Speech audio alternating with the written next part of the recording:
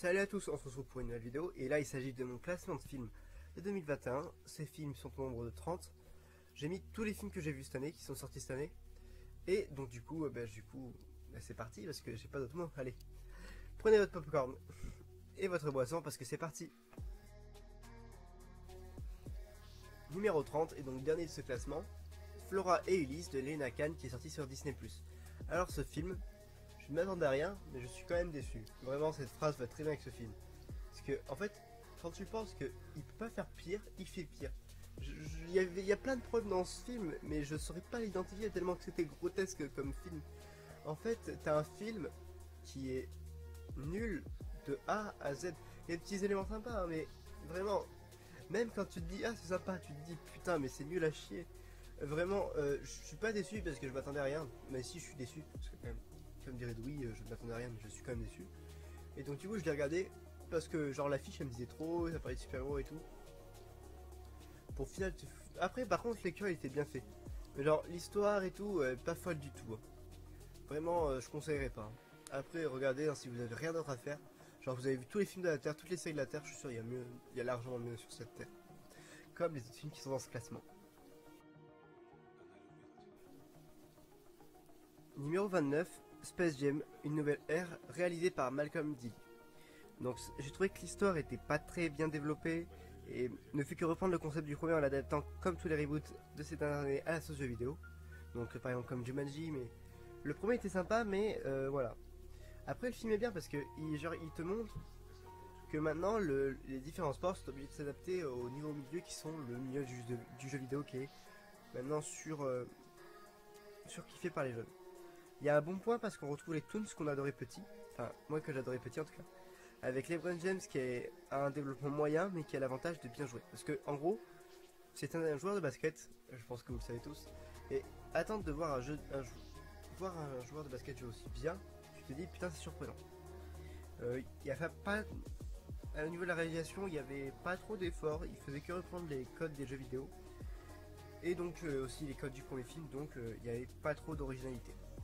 Mais sinon c'était un film super sympa. Par contre le réalisateur Malcolm Dilly, il sort un peu nulle part parce que à part Scary Movie 5 qui était un film sympa, il a pas fait grand chose. Hein. Enfin, il a fait 7-8 films et presque 6 films d'inconnus au bataillon, donc voilà. C'est tout ce que j'ai à dire sur ce film. Donc du coup, Night Thief de Adam Randall, c'est un film assez sympa de vampire, assez classique avec une fin attendue. Vraiment, je disais, ah ouais, il va se passer ça à la fin. Et puis, comme par hasard, l'histoire est classique avec une fin attendue, qui n'est pas si mal, mais l'objectif du perso principal est assez classique. C'était pas très fou. Les persos sont assez sympas, mais oubliables. La preuve, j'ai oublié leur prénom, alors que je saurais dire les personnages de IGM2, même de Flora. Non, juste Flora en fait, et Ulysse. Il y a de belles images, mais par rapport aux effets de nuit et tout, mais on a largement vu mieux et vraiment, je suis vraiment là aussi, je me disais putain, ça va être nul, mais j'étais assez surpris, mais vraiment c'était sympa. Après, j'aime bien les films de vampires un peu SF comme ça. Enfin, voilà, vous avez compris, fantastique et tout. Donc du coup, j'ai rien d'autre à dire sur ce film. Ah, le premier gros blockbuster de Stop. Et au numéro 27, nous retrouvons Wonder Woman 1984 de Patty Jenkins. Alors pour commencer, j'avais bien aimé le film au début, puis je me suis dit, mais il est pas du tout fun en fait. Alors, en fait, je sais pas, il y a des trucs qui sont un peu trop kitsch. Après je comprends, c'est pour faire dans l'esprit de la série de ces années-là. Mais il y a un truc qui cloche avec ce film, je comprends, je saurais pas dire quoi, mais il y a un truc qui cloche.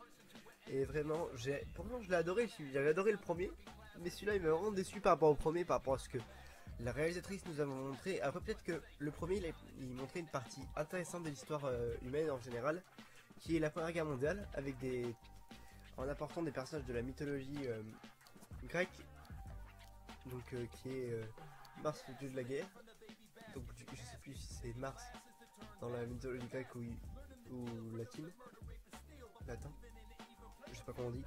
Mais en tout cas, c'était vraiment un super film, mais pas du tout aussi bien que d'autres films dont je vais parler dans le top. Voilà, je n'ai rien d'autre à dire sur ce film. Numéro 26, Chaos Walking de Doug Liman. Alors vraiment, c'était un film que j'avais bien aimé. C'est dans l'ensemble le film fait le taf, mais il y a de bons points et de mauvais points qui rendent le film moyen. Et les personnages sont vraiment un des mauvais points. J'ai vu notamment Viola jouée par Daisy Ridley qui a un look très bizarre. Vraiment, on dirait elle est sortie d'une déchetterie. Tu peux pas dire ça autrement. L'histoire fait le taf, mais l'univers créé est un bon point du film. Et la réalisation est ma foi fort sympathique et tous les effets qui sont liés au bruit que j'ai trouvé, qui sont bien trouvés. Vraiment, j'ai trouvé ce film super moyen et vraiment j'étais déçu. Tom Holland a bien joué parce qu'il joue super bien Tom Holland. Mais Daisy Ridley, elle joue super bien aussi. Mais elle avait un look, genre on dirait elle est sortie d'une poubelle. Vraiment, j'ai bien aimé le film. Et par contre, les effets du bruit c'était super sympa parce que tu pouvais avoir des images et tout. Vraiment, c'était un concept qui était super sympa à la base. Et je trouve que j'ai été déçu par ce qu'ils ont fait. Bon, c'est pas grave. S'ils font une suite, peut-être que ce sera mieux. Et voilà. J'ai rien d'autre à dire sur ce film. Numéro 25. Maman, j'ai raté l'avion, ça recommence de Dan Mazer. Alors vraiment, j'avais adoré tous les films Maman, j'ai raté l'avion. Enfin, les deux premiers parce que les autres, je ne considère pas ça comme Maman, j'ai raté l'avion. Il y a des petits clins d'œil qui sont faits au premier film, c'est sympa. Et aussi, petit fait sympathique, le fait que ce soit adapté à notre ère, enfin à notre époque, je veux dire. Bon, vous m'avez compris, je pense. C'était une bonne idée, je pense. Il y a une histoire de Noël qui est assez classique mais sympa avec en plus une ref à l'original comme j'ai dit tout à l'heure. Il y avait des personnages principaux moyens, un peu du copier-coller de Kevin, donc ouais ils m'ont oublié, ouais ils m'ont oublié pour Noël, c'est honteux. Le perso du premier film, qui est donc Kevin dans le premier film, t'avais pas grand chose de foufou mais t'avais vraiment des gars super sympas qui étaient vraiment vachement bien trouvés. Par contre la fin c'est oh désolé on voulait pas vraiment venir vous voler, c'était parce on veut être riche et tout. Genre c'était vraiment ouais c'est un film de Noël classique quoi où genre tout le monde devient copain à la fin, c'est triste. Genre pour une fois j'aimerais bien qu'un film de Noël il se finisse mal, genre il y en a un qui meurt. Non vraiment je suis trop pessimiste. Donc du coup je n'ai rien d'autre à dire sur ce film. Numéro 24, Venom Laserbeak Carnage. Donc un autre blockbuster de Andy Serkis. Globalement, le film est assez court et c'est pas plus mal parce que ça reste dans le même sens que dans le premier, mais tu sens quand même que c'est ultra rushé et tout. L'histoire est sympa, mais c'est en plus. Si le film avait été plus long, il y aurait eu des longueurs, mais si l'histoire aurait été bien bossée parce que avec Carnage, t'avais une putain d'option de faire un bon truc et vraiment ils ont gâché le perso et c'est genre en gros, ils avaient des cases à faire, c'est genre un bingo en fait pour les réalisations de ce genre de film. Et ils ont rempli les cases et voilà c'est tout. Le personnage de Eddie et Venom tiennent la route et vraiment c'est heureusement qu'ils sont là. Le flic Manigan sympa mais on voit qu'il sera le point central d'un troisième film. Et d'ailleurs le flic Manigan dans les comics il est super intéressant et là il était aussi intéressant mais j'ai été déçu qu'il soit pas plus présent. Shrek ça passe mais oh là là c'était pas fou du tout. Mais Carnage m'a beaucoup déçu, il y avait beaucoup de choses exploitées. Quand vous voyez le comics récent, non c'est Absolute Carnage qui est vraiment incroyable, vraiment. C'est dommage que le film ait été produit avant la sortie de Absolute Carnage parce que ça aurait été incroyable d'adapter cet arc. Parce que j'espère qu'ils le feront un jour parce que voilà. Et sinon Andy Serkis m'a beaucoup déçu au niveau de sa réalisation sur ce coup là, mais bon il se démarre pas trop mal. Mais quand même son film Mowgli était vraiment bien mieux. Numéro 3, Raya et l'état des dragons, réalisé par Don Hale, Carlo Lopez et Paul Briggs. Il y en a d'autres mais je ne les ai pas trouvés. Donc le film était super sympa, c'était un bon Disney. Et vraiment c'est genre les Disney qu'on ressortira comme des classiques dans 20 ans quoi. Parce que vraiment il était pas fou du tout parce que quand tu vois ce qu'ils ont fait avec Disney cette année, tu te dis mais comment c'est possible de faire autant de la merde cette fois-ci là. Donc bref, oui vraiment beaucoup déçu par ce film. Après je m'attendais pas à grand chose. Après je sais pas si c'est le casting vocal qui était pas fou. Mais voilà. Mais après le dragon était super, c'était magnifique par contre.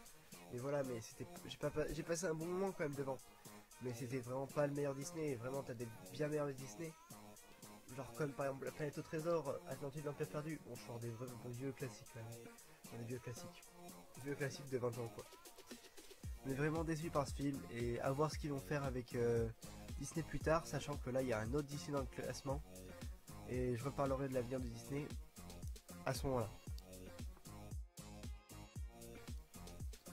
Numéro 22, Love and Monster de Michael Matthews. Donc pour Love and Monster, une histoire assez classique du monde post-apocalyptique avec des zombies et tout, mais l'univers est assez bien construit.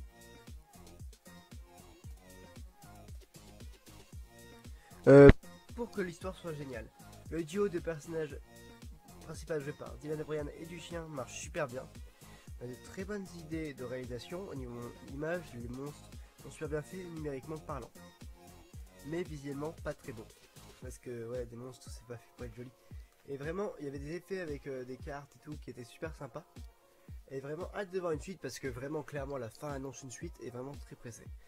Je n'ai pas d'autres choses à dire sur ce film. Numéro 21, The Tomorrow Wars de Chris McKay. Alors, qu'est-ce que je pourrais dire de ce film? Tout d'abord, je l'ai bien aimé. Il y avait un acteur que j'aime beaucoup, c'est Chris Pratt, bien évidemment. C'est celui que j'appellerais le bon Boog. Parce que, on va pas se mentir, il est super sympa comme gars. On a envie de lui faire des câlins. Non, mais plus sérieusement, c'était super sympa de voir un film dans lequel il jouait. Et vraiment, j'ai été surpris que le film soit aussi bon. Genre, en gros, bon, il est que 21ème dans le classement parce que il y a de bien meilleurs films dans ce classement. Mais vraiment, il était super bien. Ça annonce une suite. Vraiment, quand ça annonce une suite, tu sais qu'il y aura une suite, logique. Vraiment, J.K. Simmons, qui est celui qui fait J. Jonah Jameson dans le MCU et dans la première trilogie Spider-Man, est super bien en paire. Et vraiment, surtout Chris Pratt, c'est Jésus en fait, c'est l'acteur qui représente Jésus. Sinon, rien d'autre à dire que l'univers sympa, l'histoire sympa, et surtout la réalisation super sympa, et des monstres pas très beaux, mais c'est normal d'être pas très beau quand t'es un monstre. Je n'ai rien d'autre à dire sur ce film. Numéro 1, Comment je suis devenu un super-héros de Douglas Attal. Ça fait vraiment plaisir de voir un film français de ce calibre. En plus, un film de super-héros. Et c'est un projet ambitieux parce qu'on n'a pas l'habitude de voir des Français dans des projets tels que ça. Un film ambitieux qui réussit. Parce que pour moi, c'est vraiment une réussite. Il était exceptionnel ce film. Il a abordé des thèmes super intéressants. Une histoire basique mais sympa qui traite aussi de sujets de société. Genre une enquête policière avec des dessous de super-héros. On a des personnages basiques mais qui font le taf. Il y en a qui sortent du lot et qui sont le point fort du film. On a de bonnes idées de réalisation, beaucoup de choses que l'on ne voit pas habituellement dans des films français. Vraiment, c'était vraiment un effort à souligner de la part du cinéma français. Et j'espère qu'il y aura une suite. Vraiment, j'ai un problème avec les suites aujourd'hui. Mais vraiment, c'était exceptionnel. Foncez le voir, il est sur Netflix. Allez, go!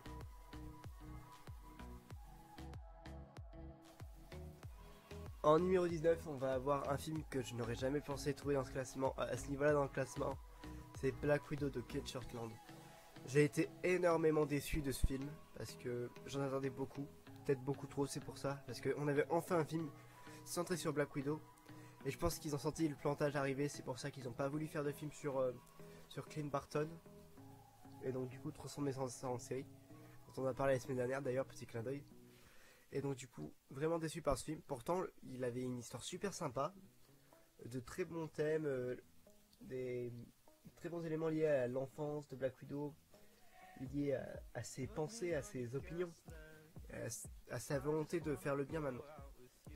Et aussi on avait des personnages super sympas, surtout le personnage de Red Guardian qui était plus ridicule que héroïque. Et aussi une relation assez sympa, surtout la scène où ils sont dans la chambre rouge dans les airs et tout. Et que, non, c'est la scène où la chambre rouge tombe, et genre ils se battent dans les airs. Et vraiment c'était super sympa. Par contre pour Taskmaster, je suis un peu déçu. J'ai acheté la pop avant la sortie du film. Si j'avais su, je ne l'aurais jamais acheté.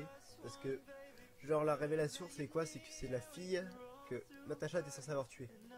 Et vraiment, j'étais déçu parce que Taskmaster, il a vraiment des vraies origines dans les comics. Et genre, tu peux pas lui inventer des origines. Enfin, changer à ce point-là les origines dans le MCU. Parce que par exemple avec Carly Morganto ça va parce qu'il passe de Carl Morganto à Carly Morganto, pourtant le personnage reste essentiellement le même avec les mêmes convictions et tout. Donc voilà, un peu déçu sur ce point là. Je n'ai rien d'autre à dire sur ce film.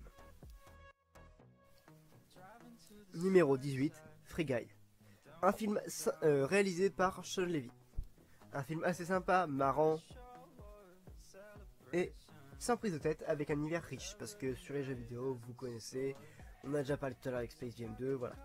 L'histoire est super sympa quand on a à côté Guy qui veut découvrir le monde qui l'entoure et d'un autre celui d'un duo de programmeurs qui veulent récupérer leur code source de leur jeu.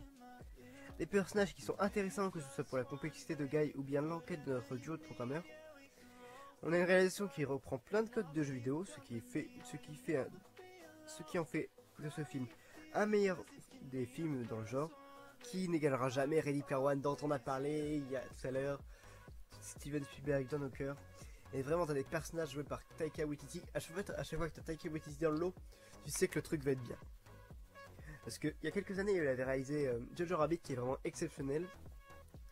Et il sera bientôt de nouveau à la réalisation de Thor Love and Thunder dont on parlera dans le top de l'année prochaine.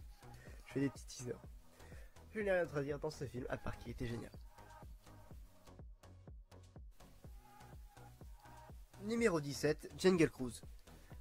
Réalisé par John Colette Serra. L'histoire reprend hommage à l'attraction Disney du même nom, reprenant les codes de celle-ci comme l'humour un peu lourd des skippers, donc les skippers ce sont les conducteurs du bateau, et une fin assez prévisible. Par contre, c'était vraiment génial comme film. T'as des personnages super sympas, comme qu'on aime suivre, mais ça ne va pas plus loin. Enfin, quand même, si ça va plus loin, ils sont quand même exceptionnels ces personnages. Donc, on a le personnage de Frank qui a l'histoire, je pense, la plus riche du film. Et vous le saurez si vous voyez le film. Il y a de très belles images qui nous font rêver, comme tous les films Disney. Et vraiment, je m'attendais vraiment à beaucoup de choses et j'ai vraiment pas été déçu, j'ai même été agréablement surpris. On a vraiment... On pourra jamais dire que ce film était nul parce que vraiment en ce moment les films... Enfin, pas en ce moment mais de tout temps, les films inspirés d'attractions Disney, on les a jugés comme pas fous par la saga Pirates des Caraïbes qui a décollé dans les nuages en faisant 5 films. Et vraiment, c'était vraiment super sympa de voir ce film. Et j'espère qu'il y aura une suite, même si je doute. Maintenant, à voir, à voir. Voilà, c'est tout pour ce film. Je n'ai rien d'autre à dire. Bon, alors, en numéro 16, nous retrouvons Red Notice de Ransom Marshall Tumber. Donc du coup, c'était un film une histoire assez sympathique avec une fin pour le moins surprenante, avec un bon concept. On a un très bon duo, très drôle avec The Rock, Dwayne Johnson The Rock, le fameux, et Ryan Reynolds, et avec une Gal Gadot avec un rôle assez sympathique. Et c'est classique. Mais en vrai, ce film m'a assez surpris parce que je m'attendais pas à avoir une fin aussi surprenante. Et oui, c'est le concept d'être surpris. Et vraiment, c'était super cool de voir un film de braquage, on peut l'appeler ça comme ça, un braquage espionnage comme ça. Et pour une fois, Dwayne Johnson n'a pas un rôle de gentil, là, pour une fois, il a un rôle de méchant. Enfin, pas tout le film, mais voilà. Vous regardez et vous comprendrez. Nous entrons désormais dans le top 15. Vous voyez, les 15 d'avant, comme le flop 15, même si beaucoup de ces films étaient super bien. Mais voilà. Donc ils n'ont pas été assez bons pour entrer dans le top 15. Et voici du coup mon top 15. Donc qui est la meilleure moitié des films de cette année. Et on commence avec la Zack Snyder Justice League de Zack Snyder du coup. Alors du coup, il faut savoir que ce film, et c'est le remontage du film de Justice League qui est sorti en 2017. Et que cette fois-ci c'est un remontage de 4 heures alors que le film d'origine il durait à peu près 2h30.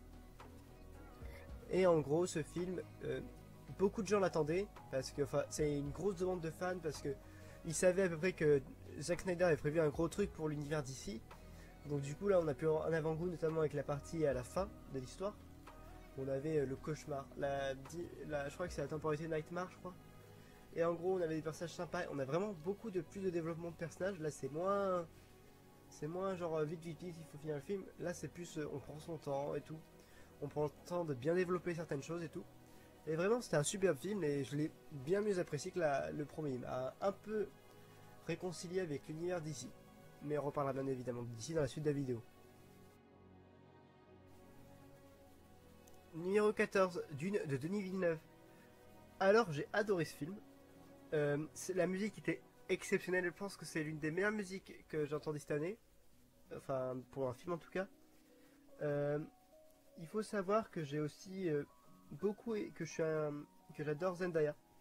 Vraiment, d'ailleurs, on va en reparler de Zendaya dans ce classement. Et donc du coup, je trouve qu'elle était super bien. Timothée Chalamet aussi. Et aussi que Oscar Isaac. En ce moment, il joue dans des. Le dernier film que j'ai vu avec lui, c'était. Je crois que c'était Star Wars 9, ou alors je l'ai pas reconnu. Donc là, je serais un gros boulet. Et donc du coup, Oscar Isaac, il est super bon en ce moment. Là, il va jouer dans Moon Knight et il a l'air exceptionnel. Donc du coup, rien d'autre à dire sur ce film, à part que je l'ai bien aimé. Numéro 13, Army of the Dead de Zack Snyder. Une histoire de zombies qui sort des codes, notamment au niveau de son scénario, qui nous propose une histoire intéressante, que ce soit pour les personnages, le but de ces personnages, mais surtout le plot twist du film. Les personnages, ils sont tous très intéressants à suivre, que ce soit pour leur motivation ou bien pour leur psychologie. Des relations entre les personnages très bien travaillées. Juste un petit bémol pour l'antagoniste, c'est que l'on voyait venir de loin. Genre, nous, on est à Limoges, enfin moi je suis à Limoges, et moi je le voyais le voir de Dubaï, au moins. Et on a une très bonne réalisation de très bonnes idées d'images et de mise en scène, de Zack Snyder, qui s'est surpassé pour ce film. On en a parlé il n'y a pas longtemps de Zack Snyder, plus tôt. On continue. Numéro 12, Army of the Thieves de Mathias. Bon, pour des raisons évidentes, je ne vais pas prononcer son nom, enfin je vais essayer. Shui Gopher, on va dire que c'est ça. C'est un film totalement différent du premier, donc c'est-à-dire Army of the Dead. Mais on reste dans le style braquage du premier. Celui-là est mieux que le premier grâce à son personnage principal qui est super attachant. Même si le personnage principal est présent dans le premier film, son histoire est passionnante dans les deux films. Parce qu'en gros, c'est une histoire qui se suit. Genre, par exemple, dans Army of the Thieves, il essaye de craquer 3 coffres. Mais genre, le troisième, il est perdu. Et il le retrouve dans le film Army of the Dead. C'est en gros les 3 coffres les plus durs à craquer. Les personnages sont sympas, même si il y a de l'intérêt pour les que pour le perso principal, où on explique son passé par rapport à son histoire avec les 4 coffres. Ah non, il y en a 4, je me suis trompé. Donc il y a 4 coffres dans ce film. Je crois qu'il y en a un, il est à Paris. Et d'ailleurs, on voit Jonathan Cohen, je crois que c'est lui. Non, je crois que c'est lui, je vais vous dire qui c'est. Oui, c'est bien ce que je disais, on voyait Jonathan Cohen qui a un rôle assez rigolo comme dans d'autres films. Voilà, donc on passe à la suite. Aux portes du top 10, nous retrouvons en numéro 11, Kaamelott, premier volet. C'est un très bon film, même sans avoir vu la série, j'ai beaucoup apprécié et m'a encouragé à voir la série. Je l'ai vu au moment de Noël à peu près, et j'ai toujours pas regardé la série. Je crois qu'il y a une flemme qui s'est emparée de moi. Et j'ai envie de voir la série pour découvrir l'univers qui a l'air très intéressant. Une histoire très intéressante qui prend le temps de développer les choses les plus intéressantes, tout en laissant des moments marrants. Par exemple, t'as un moment où il y a un jeu, ils comprennent pas comment ils gagnent, mais ils gagnent. Voilà, ça c'est des trucs qui sont hilarants. T'as des personnages qui sont tous très intéressants et très marrants, et on voit que leur quête ne fait que commencer, parce que premier volet ça veut dire qu'il y aura des suites, et ça je suis pressé de voir ça. Et il y a eu beaucoup de bonnes idées de scénario et de réalisation, c'est vraiment dans la suite de la série, d'après les personnes avec qui j'ai pu parler du film, qui avaient vu la série. Et pour moi, c'était la partie où on revenait sur le passé de Arthur, c'était vraiment très intéressant. Je n'ai rien d'autre à dire sur le film. Numéro 10, Shang-Chi et la légende des 10 anneaux de destin Daniel Cretton. On rentre dans les choses sérieuses.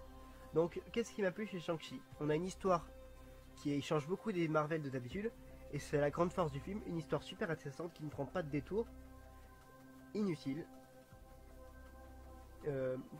Côté connexion au MCU, on a la présence minime de certains personnages qui apportent un grand plus, surtout dans les postes génériques, mais dans le film il y en a un en particulier qui est Wong. Les personnages sont super intéressants, les héros montrent que même sans avoir de grands pouvoirs, on peut accomplir de grandes choses. C'est vraiment le message du film que même les petites gens peuvent accomplir des choses. On a de très bons plans et de très beaux combats qui sont incroyables dans de magnifiques lieux, notamment quand ils sont à Talo. Donc pour moi, c'est vraiment un film Marvel qui a réussi cette année, et voilà. Donc je n'ai rien d'autre à dire sur ce film. Numéro 9, Les Éternels de Chloé Zhao. Alors le film est génial et ça change beaucoup des autres Marvel, il doit être dans les meilleurs Marvel pour moi. Je crois que je l'ai mis numéro 9, je crois oui. L'histoire est super intéressante, il y a de bons ponts entre l'histoire de l'humanité et l'histoire des Éternels, mais ça je vous en ai déjà parlé dans ma critique qui est sortie, je crois que c'est la dernière qui est sortie. Aussi ce qui est à noter c'est que les personnages sont vraiment intéressants, ils ont chacun leur propre histoire qui évolue entre elles, entre les personnages, ça c'est vraiment super sympa. Et il y a une réalisation qui est incroyable quand vous faites appel à une réalisatrice qui a été nommée aux Oscars pour, je sais plus pourquoi, mais en tout cas je crois qu'elle a eu un Oscar pour No Man's Land en tout cas, je sais plus lequel exactement. Mais Chloé Zhao pardon, a fait du super bon boulot avec les Éternels et donc du coup ce film mérite amplement sa 9ème place. Après, bien sûr il y a des films qui sont bien meilleurs dans ce film, dans ce top je veux dire. Et c'est ce qu'on va voir dès maintenant. Numéro 8, Tic Tic Boom de Lin-Manuel Miranda. Donc c'est un très bon film, ultra touchant, avec une bonne histoire qui est super intéressante et abordant des thèmes intéressants. Notamment des thèmes qui touchent l'époque des années 90, qui sont le sida ou alors les personnes qui essayaient de faire carrière dans certains domaines artistiques qui n'y arrivaient pas, et donc du coup qui vivaient dans une grande précarité. Un très bon personnage avec une très bonne analyse de la psychologie des personnages. Un personnage principal très touchant joué par Andrew Garfield. Je crois que c'est le meilleur rôle où il a joué. Non, dans Tu ne tueras point, il était bon aussi. Et vraiment, il a que des rôles qui le mettent en valeur, Andrew Garfield. Et on l'a vu cette année dans un autre film dont on parlera tout à l'heure. Et vous savez très bien de quel film je parle. On a une réalisation très classique, mais qui a de bonnes idées. Et d'ailleurs, il faut savoir que Lin-Manuel Miranda, il a fait les musiques du film dont on va parler juste après.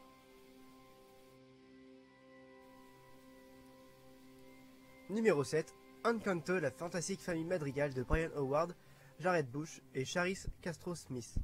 Donc du coup, c'est un très bon Disney avec de chouettes musiques et vraiment il était bien meilleur que le Dernier Dragon. On a vraiment, je crois que c'est les musiques que j'ai le plus appréciées de Disney ces dernières années parce que La Reine des Neiges, ça va 5 minutes mais voilà, c'est pas fou du tout. Surtout le 2 qui était pas bon au niveau musique, je trouvais. À part, j'ai perdu le nord. Mais là on s'égare. Donc l'histoire est très bien faite car elle ne fait pas de grands voyages, donc on n'a pas besoin de partir d'un point A ou un point B. On reste sur l'endroit où on veut, donc c'est-à-dire qu'on connaît l'univers de base avant de bouger. Ça c'est bien. Je sais pas sur une suite. Mais ce qui était le mieux à faire, c'était de développer son petit monde de base. Donc c'est ce dont je parlais à l'instant. On est des personnages tous sympathiques et qui remplissent correctement leur rôle. On ne parlera pas de Bruno, petit clin d'œil. Et on a de magnifiques images et un des plus beaux Disney de nos jours et des chansons avec une très bonne chorégraphie. Donc vraiment c'est un film qui m'a beaucoup touché, j'ai adoré ce film. Et vraiment j'ai rien d'autre à dire qu'il était génial. C'est l'un des meilleurs Disney cette année. Ah non, c'est vrai, j'en vois un dans mon top. On continue. Numéro 6, Demon Slayer, le train de l'infini de Haruo Sotozaki. Il faut savoir que ce film, c'est le premier film que j'ai vu depuis la réouverture du cinéma après les confinements et tout. Et vraiment, je voyais les combats, j'avais la bouche bée parce que je me disais putain c'est magnifique. Et vraiment, l'histoire est sympa. Elle prend bien suite par rapport au manga, elle est super sympa. Et puis ouais, je pense que ça n'avait vraiment pas besoin d'être adapté dans la saison 2, du coup qui s'est adapté à la saison 2 quand même. Mais finalement, c'était sympa d'avoir un film au cinéma. Et puis on va pas se mentir, Demon Slayer, je ne pourrais pas jamais lire les scans parce que Demon Slayer, t'as cette beauté artistique par rapport au souffle et tout, que tu ne peux voir qu'en animé. Sinon, ça te gâche un peu le plaisir en manga, je trouve. Et vraiment, les personnages sont tous touchants. J'ai adoré surtout le personnage de Tanjiro qui était face à son échec de ne pas avoir pu sauver sa famille. Ce qui a été le moment le plus touchant que j'ai vu dans le film. Et vraiment, si c'est un film à revoir, je dirais que oui, clairement. Parce que vraiment, amplement, il mérite sa place. Et je suis vraiment déçu qu'il n'y ait pas plus de films comme ça d'animation. Parce que on en parlera l'année prochaine. Mais au moment où je tourne, j'ai été déçu par le film My Hero Academia. Peut-être que quand je l'aurai revu, je vous dirai si je me suis peut-être rectifié. Et pour l'instant, j'ai été assez déçu. Peut-être qu'il sera dans mon top l'année prochaine. Mais bon. J'ai rien d'autre à dire à part on passe à la suite. Numéro 5, Les Mitchell contre les machines de Michel Rianda et Jeff Rowe. Alors, que dire de ce film? C'est vraiment une grosse surprise de 2021, la plus grosse je pense. Comment dire, ce film, je ne m'attendais à rien et j'ai vraiment pas été déçu du tout. L'animation est magnifique. Alors vraiment, il faut savoir que les studios Sony Pictures Animation ont fait des animations fantastiques ces derniers temps à partir de Spider-Man. Et d'ailleurs, on va encore parler d'un film de 2022, Hôtel 3624. Je me demande qui a animé ça, parce que à part c'est le petit frère de tous les animateurs là, ça a vraiment été très mal animé, alors que ce film c'est super bien, c'est magnifique et tout. T'as une très bonne famille qui a de bonnes relations, et on voit l'évolution de cette famille au cours du film. Et donc du coup on comprend qu'il y a des choses à faire, des efforts à faire et tout. Et donc du coup on apprend à connaître cette famille et à voir comment elle peut évoluer pour devenir une meilleure famille, et donc resserrer les liens qu'ils ont entre eux. Vraiment, en conclusion, c'était un film super sympa et il est numéro 5 de ce classement. Numéro 4, Luca de Enrico Casarosa. Alors ce film, c'est vraiment... Tu peux pas me dire que ce n'est pas un film où deux hommes s'aiment. C'est... Bon, on va pas partir sur ce débat, mais... Ouais, ce film, c'est une magnifique histoire d'amitié. Et vraiment, les deux personnages principaux que sont Luca et son copain... Vraiment, j'ai oublié son prénom. Pourtant, je l'adore. Elle s'appelait Fabio. Les fans de Pixar comprendront. Donc du coup, Luca et son copain, je vais chercher son nom parce que je peux pas ne pas l'avoir oublié quand même. C'est Alberto, voilà. Luca et Alberto, c'est vraiment une magnifique histoire d'amitié, et donc du coup, on voit que une fille peut tout niquer dans un groupe de potes. N'oubliez jamais ça, les gars. Faites attention aux femmes. Donc du coup c'était vraiment une magnifique histoire, et vraiment l'animation elle m'a surprise parce qu'on ne s'attend pas à ce style d'animation. Il était assez particulier mais tout en restant dans le style Pixar, et vraiment c'était super sympa. Et c'était magnifique l'effet où comment ils changent de monstres marins à, même si les monstres sont gentils, de monstres marins à humains. C'était magnifique les petits effets comme ça. J'ai rien d'autre à dire sur ce film à part qu'il était génial. Nous arrivons dans le top 3 de films de 2021. Donc quels sont les films que j'ai préférés en 2021? Et vous allez le savoir tout de suite. On commence avec le premier film, enfin donc du coup le troisième, qui m'a fait créer mon classement et tout. C'est The Suicide Squad de James Gunn. J'adore le style de James Gunn par rapport au Gardiens de la Galaxie, par rapport à Scooby-Doo. Vraiment, les anciens comprendront. Mais donc du coup il y a une très bonne idée, une histoire très intéressante et de très bons twists. Et pour les personnages, on a de très bons personnages principaux qui ont de très bons développements. Et mon personnage préféré, c'est bien sûr Rick Flag. Qui n'aime pas Rick Flag? Il est incroyable ce personnage. On retrouve le style de James Gunn et on voit qu'il a pu slasher et il a réalisé un film totalement démentiel. Il faut savoir que James Gunn à la base, DC voulait lui faire réaliser un film Superman. Mais James Gunn a dit, si jamais je viens pour réaliser un film chez DC, je veux réaliser un film The Suicide Squad. En fait, ce qu'il voulait faire, c'était refaire les Gardiens de la Galaxie, mais en ayant carte blanche avec des personnages qui connaissaient un peu obscurs. Donc du coup, ce qu'il a pu faire, c'est tuer des personnages dès les 5 premières minutes du film. Et vraiment, faut vraiment avoir de grosses coronesses pour faire ça, parce que tu prends le risque de te mettre des gros fans de certains personnages à dos. Et vraiment, il a osé, et c'était bien, tant mieux. Et conclusion, c'est vraiment l'un des meilleurs films d'ici que j'ai vu. Parce que Zack Snyder, qui est sorti cette année aussi, était sympa, mais pas au niveau de The Suicide Squad. Donc c'est tout pour ce film. On passe à la suite, au numéro 2 bien sûr. Numéro 2, SOS Fantôme, l'héritage de Jason Reitman. Je crois que c'est le fils du réalisateur du premier SOS Fantôme et du deuxième aussi. Alors qu'est-ce que j'ai pensé de ce film?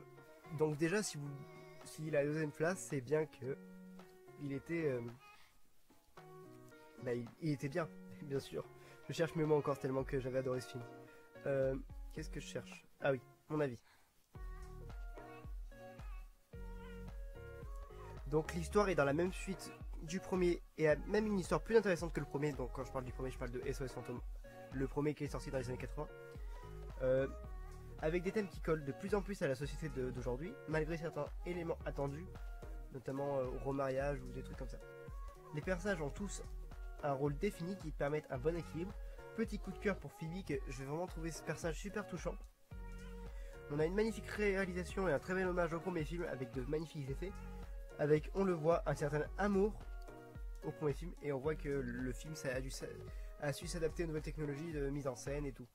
Et on voit surtout que Jason Reitman a voulu faire rendre hommage au film créé par son père. Et donc du coup en fait, là on voit l'héritage des premiers chasseurs de fantômes. Mais là c'est aussi l'héritage en tant que réalisateur de Jason Reitman par rapport à son père. Et vraiment ça a été très touchant. Et il faut savoir que son père, donc je sais, Ivan Reitman je crois, est mort il y a quelques jours, enfin quelques semaines au moment où je parle. Et voilà, au moins il a pu voir le film de son fils et j'espère qu'il a apprécié.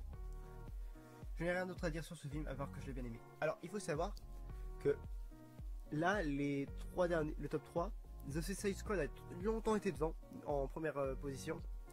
Mais SOS Fantôme, dès que je l'ai vu en avant-première, je me suis dit c'est ultra kiffant, il faut que je le mette numéro 1. Mais sauf que je savais très bien que le film qui va venir en numéro 1, il allait forcément le détrôner.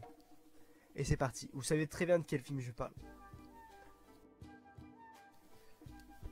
Donc, je vais vous redonner mon avis que je vous ai donné la semaine dernière par rapport à Spider-Man No Way Home, qui est de Jon Watts, qui est évidemment, ce ne pouvait pas ne pas l'être, la première place de ce classement. Donc, une histoire incroyable, parce que c'était incroyable. Une histoire incroyable de A à Z, un très bon concept exploité au bout des choses, même s'il y a certains détails, mais on s'en fout, tu avais les 3 Spider-Man, tout le monde s'y attendait, ça n'a pas été mis en avant dans les pubs et tout, et ça c'est un très bon point, parce que ça aurait été malhonnête de jouer là-dessus par rapport au premier Spider-Man et tout, mais ça change rien, c'est vraiment un film génial, et vraiment si vous l'avez pas vu, voyez-le, il est incroyable. On a des petits caméos aux grandes apparitions. On a vraiment beaucoup de surprises. Et Peter a un développement incroyable en un seul film. J'ai rien d'autre à dire à part de très belles images lorsqu'il y a un rapport avec Strange. Vraiment, ce film, c'est vraiment celui qui m'a foutu pas une claque parce que c'était pas niveau réalisation, c'était pas foufou, mais c'est l'histoire et enfin ce qu'il impliquait, c'est-à-dire faire ramener les Spider-Man, ramener les anciens méfiants de Spider-Man. C'est une sorte de endgame en gros. C'est le endgame de cette année, mais par rapport à Spider-Man. Et vraiment, ce qui était incroyable surtout, c'était de voir les 3 Spider-Man.